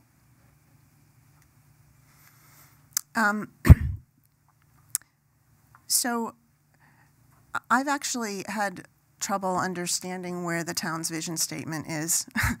I think that there are varying views on that, and we have one thing in our town seal, we have another thing in our master plan, we have another statement on our town website. What I would like to see for the town is a town that is centered on outreach to its residents, inclusive of the residents. I would like to see economic strength for the town done in a way where we are improving the quality of life for our residents and not impinging on it, and in a way where we are perceived as a pro-business and a business-friendly town, and where people want to come and live and work, and where we have other great recreational spaces as well. And Pat, vision of the town and how your vision differs from the current town's vision. Okay, well, I guess I would agree that I don't know that we have a specific vision that we've put forward for the town other than to provide excellent services, and I think the town does a good job at that. We have an excellent education system. We know people move to the town of Chelmsford just primarily for the education system in many cases, and other areas that we excel as far as public safety and our emergency services. As has been mentioned previously, the Planning Board is going to relaunch or update the master plan that was last updated about 10 years ago. I think that's an excellent opportunity to talk about where things should be changed, how they should be changed, where we want to go for the next 10 to 15 years. Another important part of our vision should be as far as financial resources. I'm sure this will come up in other questions since my time is about up. But we do need to be careful about how we use the limited resources that we have. And Glenn? Yep. Well, as a planning board member, we've been working on, for the past few years, of changing some of the zoning around. We get the 129 thing that everybody's aware of, as everybody's been talking about it tonight, and that's kind of a good thing to be going forward with, because you're going to be bringing more money into the town. You're going to be bringing more commercial properties in. You're going to be changing the whole concept around, and hopefully bringing back some of the taxes, so the homeowners can afford the luxuries that they like. When you look around Chelmsford, you start to see some of the houses. Nobody's painting their houses. Nobody's fixing their fences. And the reason for that is because they're paying so much on taxes, they can't afford to do that. There's only so much money that everybody has at the end of every day. And the money gets spent on their taxes so they can keep their houses, and they don't uptake them. So I think my vision will be to keep going as we have with the planning board stuff, and try to get more of the commercial and more of the plans that we've been working on to try to offset that a little bit and bring things back into reality a little bit. And let's see, I think I covered all of you on that. Taxes, little audio visual here. There's some big money. Nice. $35 more or less. There's 30 there. And I'll ask Pat. The town just recently added a water department where we're checking the stormwater, going down our drains and doing some work in that based on a federal law. And it's about $35 per resident home, and it's a lot more per commercial property. How does that impact the town in your view from position of commentary about maybe lowering taxes or having it difficult to live here because of the cost? Well, obviously, it does impact every person who lives in the town of Chelmsford, but it's not just the town of Chelmsford. As you mentioned, this is a federal mandate that was passed down from the EPA. So we were required to take these actions to improve our stormwater management. You'll see, I saw a story in the Lowell Sun today about the town of Dracut that just is basically following the method that we're using for this and setting up an enterprise fund for stormwater management, and they're going to be required to collect $1.5 million a year in order to run it. I think the projections for us is a little bit less than that. And yes, it is, as far as it being a fee, in some ways that's better than having it be a tax, because if it's a fee, then everybody in town pays it. That means the establishments that maybe wouldn't pay a real estate tax, such as churches, schools, even the town offices themselves, have to pay that, where they would not if it were part of your real estate tax. So in one way, that's a better thing. It's more it's spread out more fairly, I guess, across the community. But of course, it's an additional fee. It's an additional expense that everybody does have to pay. And unfortunately, it does hit our businesses a lot more than than I think we anticipated that it would. Okay, thank you. And Virginia, the extra fee, the new department that we've created, I think on the order of a couple $2 million in equipment. Mm-hmm. And we have to dig each one of our drains to have a hole in the bottom of it 4 feet instead of 2 feet. Whether we're in Palm Springs or Chelmsford, it's all the same. Comment on that cost? I think, like Pat said, we're faced with a federal unfunded mandate, and I don't know what other alternatives were looked at in terms of how to pay for it. I do think that, you know, maybe it deserves a second look in that there are commercial buildings that were actually built to handle their own stormwater, and they're now having to pay fees that they probably won't get any benefit from. But I don't know what the alternatives are, Brian. Okay. It's an unfunded mandate, and we have to do it. Thank you. And Glenn? Well, as they say, it's a federally unfunded mandate that we get stuck with. I don't think that setting up a whole new division was the greatest of ideas. We have a DPW already who could have handled it with the equipment and the manpower that we already have and we already own and we already pay for, with just a little bit more effort, instead of putting together a whole new crew and having to hire, I think the number was, I think we have to hire 5 more people, and then buying all new equipment. I don't know why we can't just use the equipment that we already have and use the manpower that we already have and just delegate different guys to do different things during the day, because I'm sure there's days that there's people available to do stuff. So it's there, but I think it could be managed better. Okay. And Virginia, I guess a quick and simple answer, yes, no. Had you been a Board of Selectmen, would you vote yes or no on the split tax rate, commercial versus residential? And I'll give you 30 seconds. Yes, no's hard. I'll tell you that I honestly did not have a great propensity one way or the other for that. I think that the decision is made. I think that we have to let it ride and look at what it's doing for both the residents and the businesses. I'm not convinced that it's going to provide a sustainable relief for the residents that so direly need it.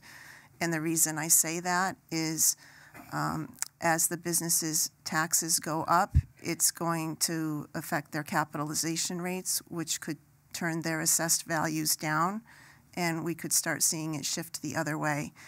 And I think that what we really need to focus on is revenue generation, because that is what's going to provide a more sustainable solution for everyone. Thank you. Okay. And Glenn? All right, well, I think number one, the timing on that whole situation was not done well. The whole aspect of it was that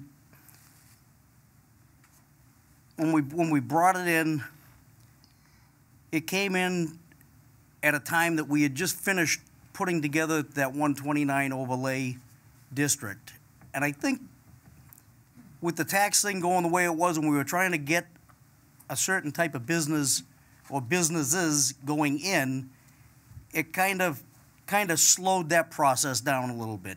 That was going to try and help the taxes. And it was done on a year that the assessments were changed. So most people, their taxes didn't go down as they thought they were going to. They actually went up. So it's, in the future, I think it's going to comes up every year. We'd have to look and see how it does over the year's time before we can actually make a decision on what you'd vote on the next time around. But for now, I think I probably would have been on the no side going towards it because of the timing issue, not of what it actually was supposed to do. It was more of a timing issue. Okay. And Pat? Well, as you know, I did being on the board. I did vote against the split tax rate. I feel that the businesses in the town of Chelmsford are great partners with this community. As one of the earlier candidates had mentioned about going around to the different businesses and doing fundraising for their nonprofits, the businesses have always been very generous, and I have noticed a step back from that since the split tax rate has gone into effect. In addition to that, they were a lot of them were hit with a pretty substantial stormwater fee, as we just mentioned too. So all these things, I guess I'll maybe go along with what Glenn said as far as the timing of such a shift did impact businesses more than it would have in any other normal year. So as far as what we do in the future, I probably would not be in favor of shifting everything back to a single tax rate immediately.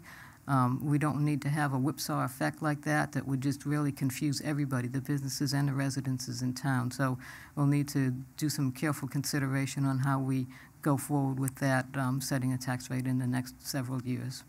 Thank you. And Pat, if you could, there's probably never a time when politicians would ever cut taxes.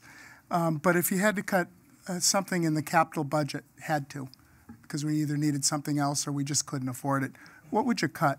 And a leading question there, I guess, is would you as a selectman cut those taxes, take something out?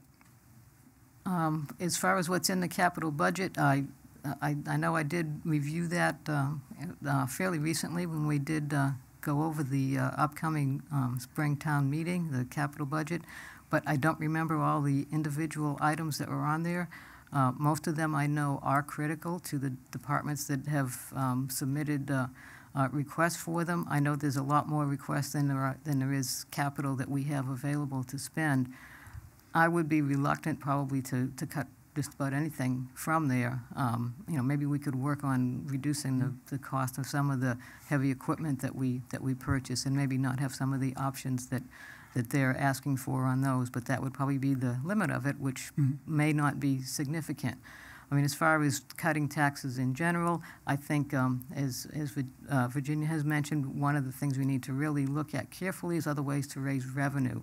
I'd like to work with our state delegation and members at the State House to try to come up with other local option taxes, perhaps, that we could implement in town, or some other way that we could generate more local aid from the state, because I feel like the state is falling down. Thank you. And Glenn, capital budget and or cutting taxes. Well, I think what would you cut? I think I'd have to look at pretty much all of the budgets and look and see where all the fat can be trimmed out of them. There's stuff that gets bought, that gets put on the back burners, that never even gets used in the town. You go to some of the departments and you'll see stuff in warehouses or in their buildings that they bought and they've never even used. And if you go through all the budgets and you cut out some of that stuff, you're probably not going to reduce the taxes a whole lot, but you got to start somewhere. And what would you cut? What would you cut if you had to cut something out of that budget? What I would probably try to look at is at the end of the years, when June rolls around, that every department goes out, and if they have $400,000 left in their account, they go on a shopping frenzy, and they buy stuff. They don't need that stuff, but they buy it. Okay. I would, so you'd cut off that funding if it hadn't been I would spent. cut off their funding at the end, so they couldn't just go and waste that money. Okay. And Virginia, what would you cut? Capital budget? Or something in the line of taxes, something specific. I mean, I can't tell you I would cut line 301 on the capital budget. I don't have that in-depth knowledge of it. If capital was the area that the town wanted to look at, what I would do is go back to the departments and say we need to take a challenge, and get their input on where they could take a challenge. And it's just like business. You look at where can you take the challenge. Maybe somebody can take a bigger challenge than another one. And so if you're looking for a 10% cut, it may not be that everybody takes a 10% hit. You start going to look at where the use is, what the need is. The other thing I think you can look at is timing. Do you have to have everything now? Do you have to fund it all up front? Or can you spread that out? So those are the types of things that I would look at. Okay, thank you. And I'd like to ask the 129 district question as well. And And Glenn, I'll start with you. What would you want in the 129 district to look like in the next 10 years? What I would like it to look like? All the buildings torn down and cornfields planted there. Reality says kind of what we talked about at the planning board and bringing in what we need to bring in with the buildings, the restaurants, the housing. And it's not going to be a Burlington, I forget what the name of the street. 3rd Avenue. 3rd Avenue down at Burlington. It's not going to be that. Chelmsford's not Burlington, and Chelmsford's not Concord neither. Okay. And Pat? So the question is, 129 district, next 10 years, what was your vision? What would you like it to be looking like, in your view? well, I think we are seeing a lot of activity on the 129 corridor, a lot of it that we don't see because it might be not right out on 129. I would like to see some of the amenities that we've spoken so much about to be established there. I know there's opportunity for restaurants and other types of businesses. I would like to see that happen there, in addition to businesses filling some of the buildings there that are vacant. And maybe those buildings need to be renovated. Maybe there needs to be some reconfiguration of them in order to make them more attractive to businesses that may come to the community. And as we've said, there is an opportunity and a demand for some residential buildings there too, for apartments and houses. So I would like to see it as the term is, a place that residents can live, work, and play all in the same area. Okay, and Virginia, 129 district. I think when the overlay was created, it was for a live, work, and play environment, and I'd like to see it mature to that. I would like to see it be a vibrant portion of the community, and I'd like us to focus and pull out the stops to help whatever barriers we have in place to fill the empty buildings down there. Our commercial industrial property base is only 18% in Chelmsford, and of the commercial and industrial portion of that, 60 to 70% of that are businesses that are less than $1 million in revenue. And I think that the 129 area provides an opportunity to bring in some of those larger businesses and larger corporations that we need to grow the commercial industrial property base and reduce some of the burdens that our smaller businesses and our residents are carrying right now. Okay, and Virginia, I'm coming back to you, and just a quick yes, no. Would you take a pledge to give back half the free cash at the end of the year? This is the tax benefit to the town that we didn't budget and didn't plan for, and we typically spend all of it or we put it in different accounts. Would you be willing to take a pledge to give half of it back to the residents as a tax rebate at the end of the year instead of keeping all of it? So I can't take that pledge sitting here today. I can take a pledge to look at it. I think and I'm going to cut each person off real short. Well, I'm going to tell you why, okay? Okay. And the reason that I say that is it depends what other unfunded projects we have. It depends on the health of the stabilization fund. You wouldn't want to do that at sacrificing our AA+ bond rating, because then any loans we take out are now going to be at a higher interest rate, and that's going to have a negative effect. And, if there is an opportunity to give a little back, I would consider that. But I think the decision has to be made in the total picture and the total dynamics of where we are at that given point. Okay, thank you. And Glenn, would you take a pledge to give back half of the free cash at the end of the year?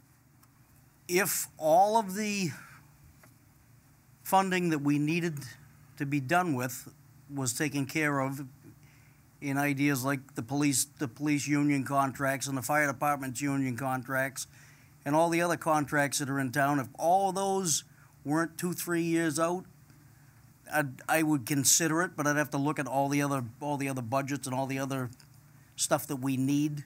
That if there was something in need, we'd probably use it for that. But okay, and Pat.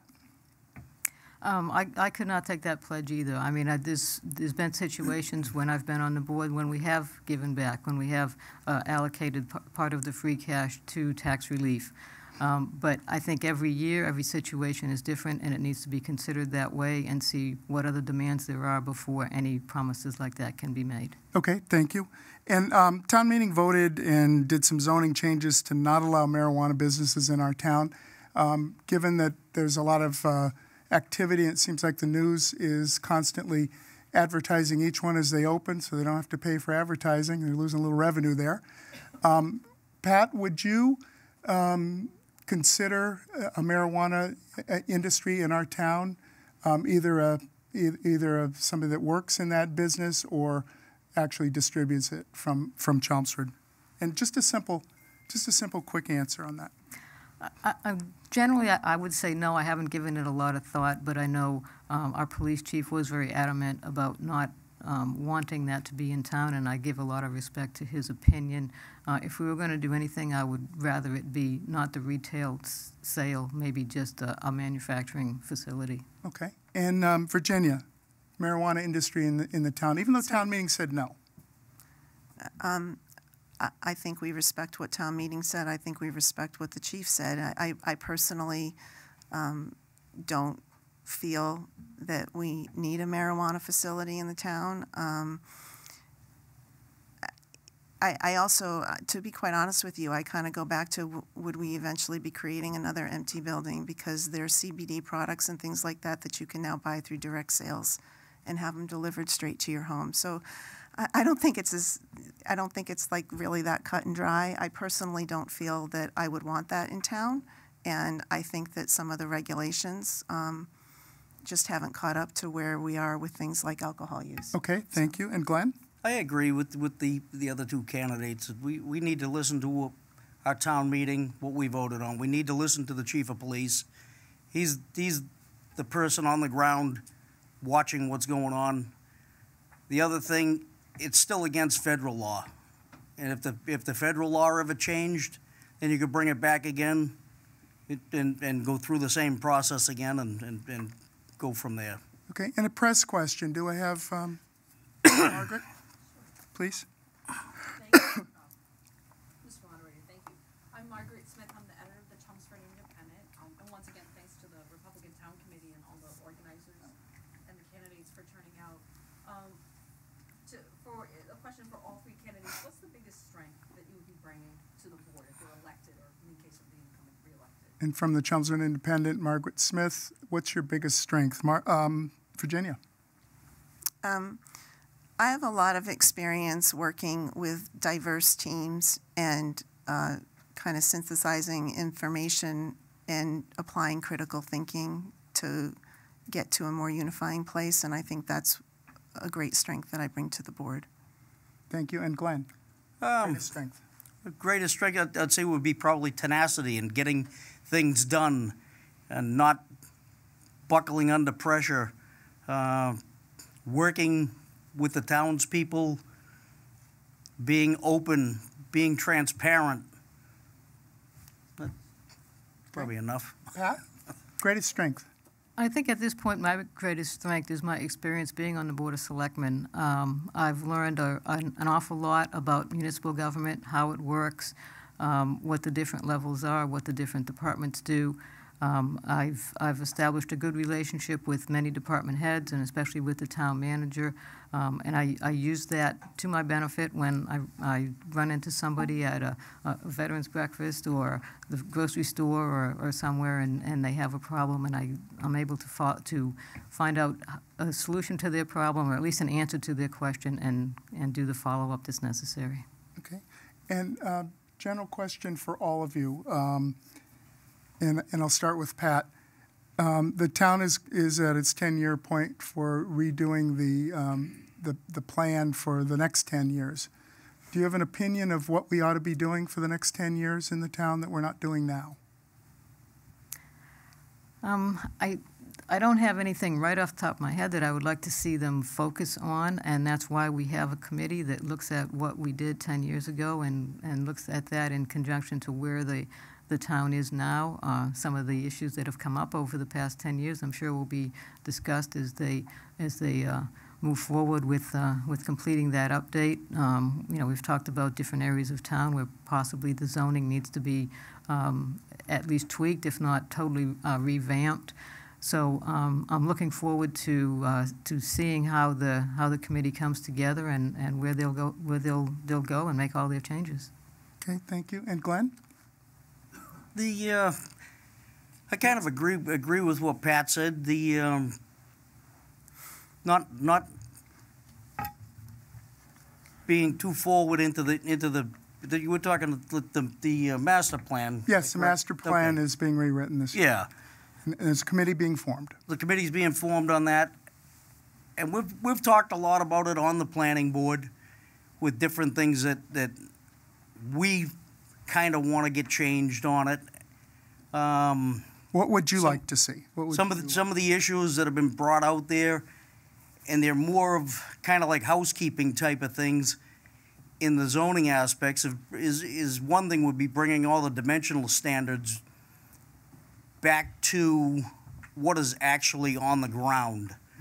I'm trying to figure out how to word it so you see where I'm coming from. Is that a rewrite to our mistakes or a rewrite to what's real? Not to our mistakes. We got ahead of ourselves. So about 80% of the town right now is non-conforming for house lots. So by changing the dimensional configurations back to what the houses on the ground actually conform to would make it so much easier on all the boards. It would make it easier on the building inspector whenever anybody went for an addition on their house. Now they have to always go to the Board of Appeals. If you change the dimensional configuration on them, everything is the way that it actually is, the neighborhoods and everything. Okay, and Virginia? As that plan is developed, I know that we're putting a committee together. I would love to see that committee bring more people into the conversation. And the other thing I'll say, we had a question earlier about vision. If you look at the master plan executive summary, when it was written in 2010, it actually said that as a committee, they agreed that we needed to keep with the spirit of what was written in 1996. And I don't remember the exact words, but it was around creating a vibrant community, one that was, you know, great to live, work, and play, and doing it while preserving the character of the town and preserving the quality of life or enhancing the quality of life of the residents. And I think that's vitally important as we go forward with this next master plan and defining exactly what that means.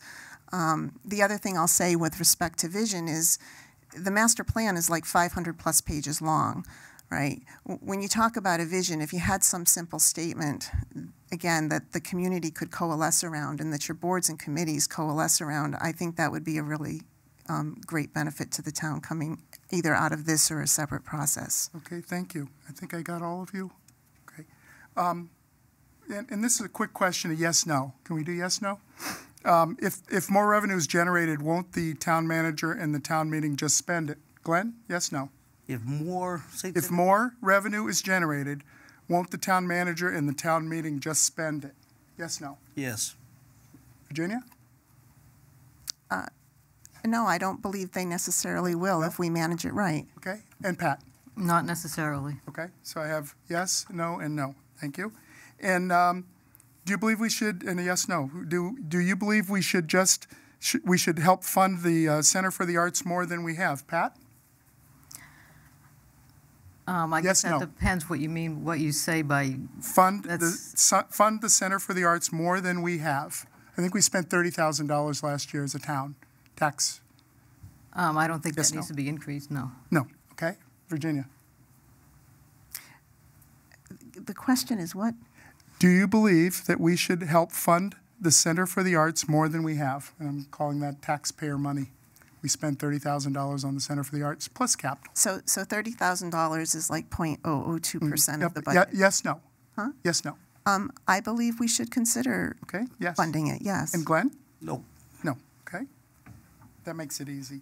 I'd like to give you, Sam, you had a news question? A media question. Okay? Yes. Yes, once again, Sam Polton from 980 WCAP, and thanks to the Republican Town Committee. A specific question, nothing to do with the master plan or vision. In your opinion, is there something that the town of Chelmsford could do better right now? And after you've identified that something, how could you help accomplish the betterment? Is there something the town could do better, and how could you accomplish the betterment of that? And I'll give you 15 seconds to answer that. Pat? We're running out of time. 15 seconds. 15 seconds. It'll take me 15 seconds to think about the answer to that. One thing we could do better, we could support our business development director as far as working with filling some of the empty spaces and attracting and keeping businesses in town. Okay, better. And Virginia? I think people feel that they're surprised too often, and I think we could do much better with outreach and transparency and coming up with ways to over-communicate. Okay. Glenn? I think we could probably work on our economic development team a little bit better and try to bring more of the commercial and that whole 129 area. Get that thing filled up, and hopefully that'll help. Okay, terrific. And I'd like to finish this evening and have each one of you give us about a minute reason for why I should vote for you or these residents here that are watching on TV on Tuesday the 2nd. That's next Tuesday at the McCarthy and I believe the Senior Center. Glenn, Okay. 1 minute, please. 1 minute. I'm Glenn Cole again, running for selectman. When I get elected, you people can call me at any time. I'll be your voice. I'm there for the people of Chelmsford. I've lived in Chelmsford my entire life. I love this town. I'll do anything for this town. If you people need something done or if there's something that's bothering you, you call me and I'll be your voice. I'll put all the hard questions out there and I'll get the job done. So please vote for me on April 2nd, and thank you. Thank you very much. And Pat, 1 minute, please. Thank you. My name is Pat Wojcik. I'm a candidate for re-election to the Board of Selectmen. Over the past several months, I've talked to a lot of people about my candidacy, about running again. And one of the criticisms that I've heard about myself is people say it takes you too long to reach a decision. Well, quite frankly, I'm confused about that because I don't really feel that you should make a snap judgment, make a decision or a vote based on some stereotype of maybe having to do with who made the suggestion. I mean, it shouldn't matter if it's a man or a woman who makes a suggestion, or a Democrat or Republican, or somebody who's Irish or Italian or Greek. Every idea that's brought forward should be considered on its merits, should be absolutely evaluated. All the unintended consequences need to be considered and thought through before a decision is made, because very often if we have to go back and redo a vote on something, it can't be done immediately. It takes a while to work through the process. So again, my name is Pat Wojcik. I'm the first name on the ballot. I respectfully ask for one of you to vote on Election Day, April 2nd. Polls are open from 7 a.m. to 8 p.m. Thank you. Thank you. And I think we've got everybody covered here. No. I'm sorry, Virginia. Thank you to the committee and everyone here and the viewers at home for the opportunity to participate this evening. As a member of the Board of Selectmen, it would be my privilege to grow and strengthen our leadership for the people across our entire community.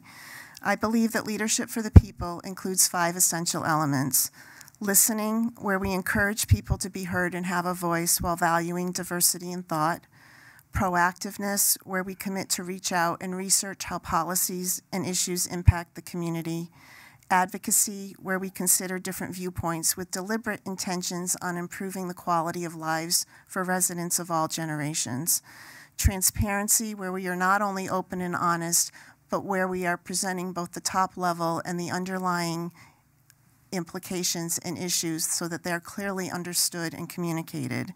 And fiscal responsibility, where we carefully watch expenses, participate in revenue generation, and ensure the best use of our taxpayer monies.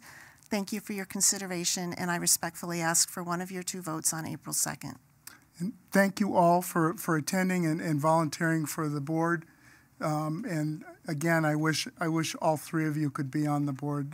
You're great assets to the town. Thank you again. Thank you. Thank you. And this concludes our debate this evening. Please vote on Tuesday, April 2nd. Thank you.